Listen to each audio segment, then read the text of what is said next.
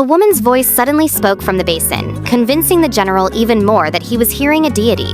He knelt down alone to listen to the divine message.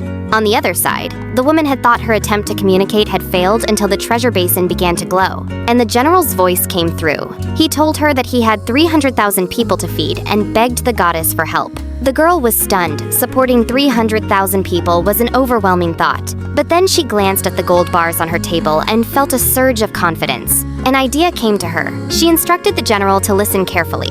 Excited, he gathered all his people and told them to kneel and worship the divine presence. The girl walked up to the stockpile of supplies she had prepared, snapped her fingers, and everything vanished. At that same moment, a brilliant golden light shone from the basin, and one item after another flew out into the ancient world. The crowd cheered at the sight of so much food. The general held up a sweet potato and showed it to everyone. He urged them to plant this new crop. Although some doubted it could grow in their harsh climate, he explained that sweet potatoes were hardy, grew in poor conditions, and every part root, stem, and leaf could be eaten. If they cultivated them, no one would go hungry again. Not long after, a severe flu outbreak spread among the population. The general was terrified in ancient times. An epidemic often meant countless deaths. Sick and desperate, he knelt before the basin and prayed to the goddess for help. When the girl learned what was happening, she panicked at first, but then quickly gathered modern medicine and masks. Soon, the basin glowed once more, and boxes of medical supplies flew out into the ancient world along with a notebook explaining how to use them. The general studied the instructions and smiled with hope.